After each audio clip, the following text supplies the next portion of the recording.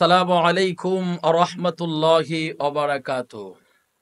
প্রিয় দেশের সর্বস্তরের জনগণ, বিশেষ করে দিন ইসলাম, ইসলাম প্রেমিক, নবী প্রেমিক, আদর্শবান মুসলিম জনতা, আপনাদের কাছে বিশেষ একটা অনুরোধটা হচ্ছে, আমাদের বছর শেষ, নতুন বছর শুরু হতে যাচ্ছে।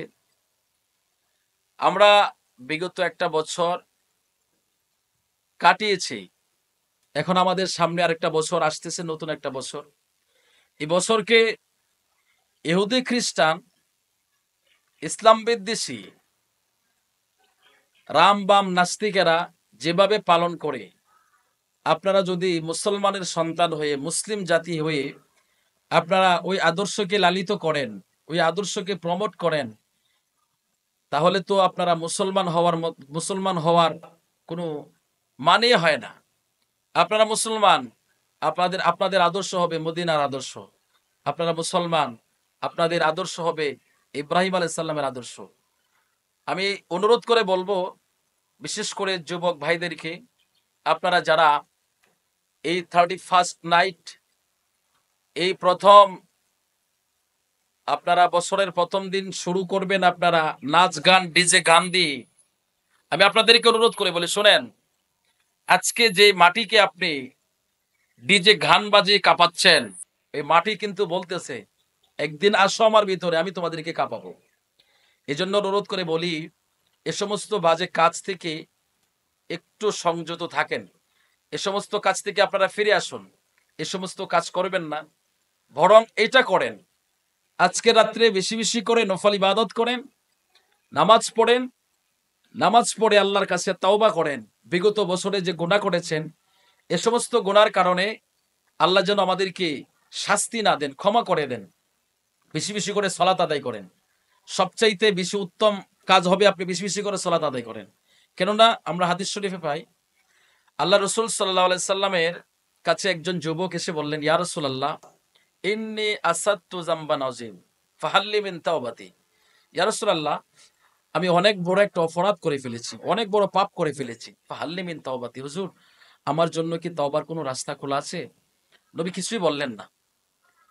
কিছুক্ষণ পরে আজান হলো, আজানের পরে সাহাবীদেরকে ইশারা দিলেন, ওই যুবককে ইশারা দিলেন, সবাই একসাথে নামাজ আদায় করলেন। নামাজের পরে আবার সাহাবীকে বললেন, ইয়া রাসূলুল্লাহ, ইন্নী আসাদতু যামবান আযীম ফাহাল্লি মিন তাওবাতি। হুজুর আমি তো বড় ধরনের গুনাহ করে ফেলেছি, হুজুর আমার জন্য কি ক্ষমার কোনো ব্যবস্থা আছে, তওবার কোনো রাস্তা আছে? আমার নবী বললেন, তুমি কি নামাজ আদায় করো নাই আমার সাথে?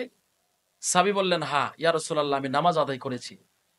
তখন আল্লাহ রসুল বললেন, নামাজের মাধ্যমে আল্লাহ তাআলা ভালো কাজের মাধ্যমে খারাপ কাজকে মিটিয়ে দেন, গুনাহকে মিটিয়ে দেন। আকিমিস সলাতা তরাফা ইল্লাইলি ওয়া যুলাফা মিনান নাহার। আল্লাহ রসুল বলেন যে আল্লাহ কোরআনে আয়াত নাজিল করে দিয়েছেন যে নামাজ ভালো কাজ, মানুষের মন্দ কাজকে মোচন করে দেয়। তো আমাদের কাজ হবে, আমরা মুসলিম জাতি, আমরা রসুলের আদর্শ মানব। যেহেতু বিগত একটা বছর আমাদের কাছ থেকে বিদায় নিল, এই বছরের ভিতরে কত গুনাহ করেছি ভাই, একটা বার কি চিন্তা করেছেন কত গুনাহ করেছেন? এই গুনার জন্য যদি আল্লাহ আপনাকে আমাকে আটকায়, একদিনের হিসাব দেওয়ার মতো ক্ষমতা আমাদের নাই। গুনাহ তো করলেন এক বছর, আবার নতুন বছরটাকে গুনার মাধ্যমে আপনি বরণ করে নিচ্ছেন। কি কোনো বিবেকবান, কোনো সুস্থ মানুষের কাজ হতে পারে? এটা পাগল ছাড়া কেউ কিছু করতে, পাগল ছাড়া কেউ হতে পারে না এগুলো। এটা পাগল মানুষ দ্বারা এগুলো কাজগুলো সম্ভব।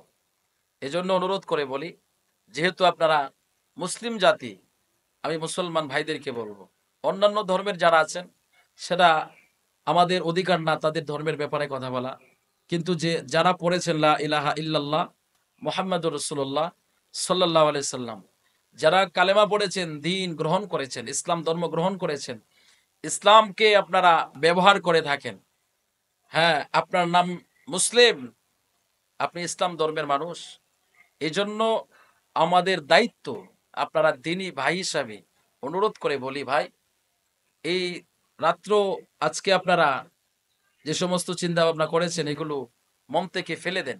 আল্লাহকে ভয় করুন। ইয়া আখি ইত্তাকুল্লাহ, আল্লাহকে ভয় করুন, আল্লাহকে ভয় করুন, আল্লাহকে ভয় করুন। গুনার কাছ থেকে ফিরে আসুন, গুনার কাছ থেকে ফিরে আসুন। আজকের রাত্রটা ইবাদতের মাধ্যম দিয়ে কাটান, আল্লাহর কাছে তওবা করেন। বিগত বছর যা গুনাহ করেছি আল্লাহ যেন আমাদেরকে ক্ষমা করে দেয়। সামনের বছরটা আল্লাহর কাছে প্রার্থনা করুন যে আল্লাহ, আমাকে যদি সামনের 1 বছর হায়াত দাও, প্রতিটা দিন, প্রতিটা মুহূর্ত, প্রতিটা রাত, প্রতিটা সময় যেন তোমার ইবাদত এবং তোমার হুকুমের মাধ্যমে তোমার নির্দেশ যেভাবে আসছে সে নির্দেশ অনুযায়ী যেন আমি কাটাইতে পারি। এই নিয়ত করেন, এই উদ্দেশ্য করেন।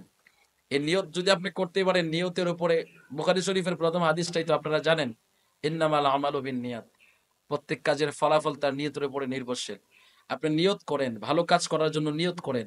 আপনি যদি হায়াত নাও পান, হতে পারে আল্লাহ এই নিয়তের ওসিলায় আল্লাহ আপনাকে ক্ষমা করে দিতে পারে। ভাই, অনুরোধ করে বলি।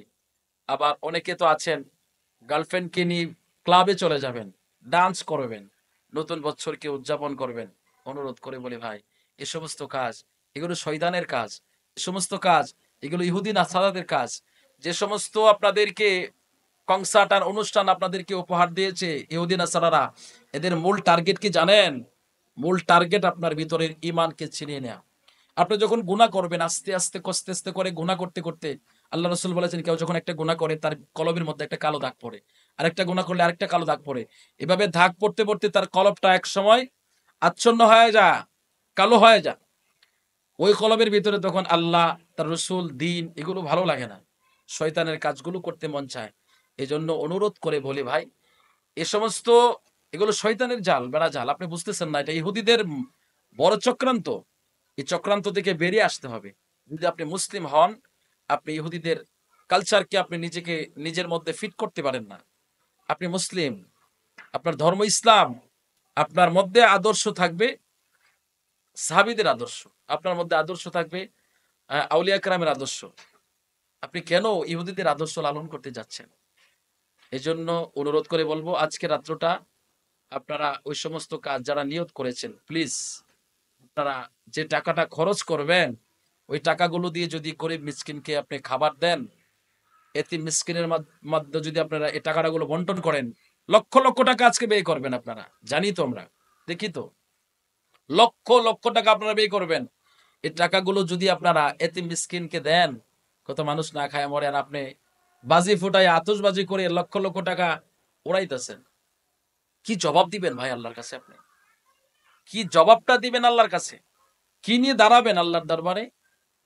আপনি হিসাব দিতে পারবেন? পারবেন না। একটা কথা আছে, গরিব হয়ে দেখছো না ফাড়া খেতার কত দাম। যারা গরিব, একবেলা খাইতে পারে না, তার কাছে জিজ্ঞাসা করে দেখেন 100 টাকার কত মূল্য। একবেলা নাস্তার টাকা জোগাড় করতে পারে না, আর আপনি লক্ষ টাকা খরচ করে ফেলতেছেন আতশবাজি করে। বাহ, কি চমৎকার! চিন্তা করে চলুন ভাই। আল্লাহ আপনাকে সম্পদ দিয়েছে, এটা আপনার জন্য আল্লাহ নিয়ামত দিয়েছে। এই নিয়ামতের শুকর আদায় করেন। আল্লাহ কত মানুষকে অসহায় বানাইছে, গরিব বানাইছে। ওই গরিবের দিকে একবার তাকান, তার কষ্টটা একটু বোঝার চেষ্টা করেন। লক্ষ লক্ষ টাকা এইভাবে খরচ না করে, কনসার্ট করে খরচ না করে, নাইট ক্লাবে গিয়ে খরচ না করে, প্লিজ প্রতিবেশী যারা আছে গরিব মানুষ, তাদের দিকে একটু তাকান। এদেরকে যদি এদের পিছনে টাকাটা খরচ করতে পারেন, বিগত বছরের গুণ আল্লাহ মাফ করে দিতে পারে। আপনি এদের মুখে হাসি ফুটাইতে পারলে আল্লাহ সামনের বছরটা আপনার মুখে হাসি ফুটাই দিতে পারে। এজন্য বলি, অনুরোধ করে বলি, এ সমস্ত কাজ থেকে ফিরে আসুন। আল্লাহ সবাইকে হেদায়েত দান করুক।